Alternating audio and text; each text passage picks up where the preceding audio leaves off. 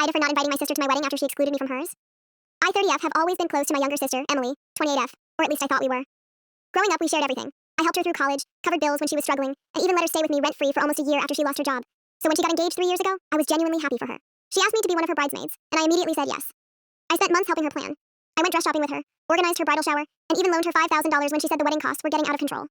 She promised she'd pay me back after the honeymoon. Then, 2 months before the wedding, she called me crying and said they had to cut costs and reduce the guest list. She said she was sorry, but she had to remove me and my fiancé from the wedding entirely. I thought she meant as bridesmaid, but no, she meant we weren't invited at all. I was shocked. I asked if she was joking.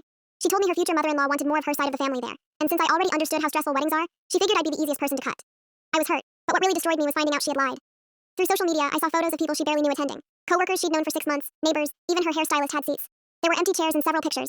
Apparently, she just didn't want me there because her husband thought I was too opinionated and she didn't want any drama. My parents begged me not to make it a big deal because she's your sister. They said weddings make people crazy and that I'd regret losing family over one day. Emily never apologized. She never paid back the $5,000 either. After her wedding, our relationship became distant. She only contacted me when she needed something. Babysitting, moving furniture, money, favors. I usually said yes because I hoped someday we'd fix things. Then last year I got engaged. Unlike her, I wanted a small wedding. About 80 people. Every seat mattered. I made my guest list carefully, inviting people who had genuinely supported me.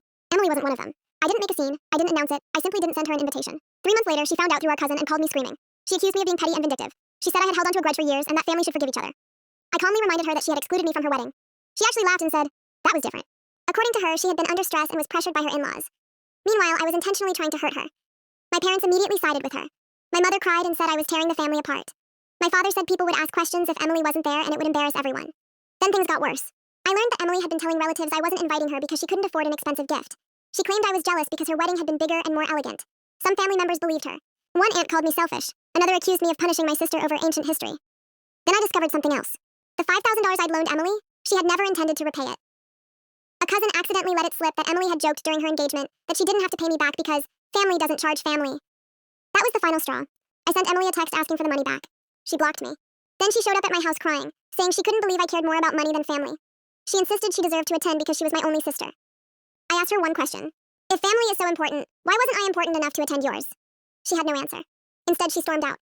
My wedding day came and it was perfect. No drama, no screaming, no guilt trips. For the first time in years, I felt peaceful. A year later, her husband left her after she discovered he'd been having an affair with one of the bridesmaids she'd chosen over me. The divorce was ugly. Most of the friends she'd prioritized disappeared. Her in-laws stopped speaking to her, and suddenly she remembered she had a sister. She called me crying, asking if she and her 2 kids could stay with me temporarily. I told her she should ask the people she had chosen over family. She started sobbing, saying she had nowhere else to go. I wished her well and hung up. Now my parents say I'm heartless because she suffered enough, and insist I should forgive and forget. But after years of being treated as disposable, I honestly don't think I owe her anything. So am I the a-hole? The internet jury rests its case. Drop your verdict in the comments and subscribe for your next case.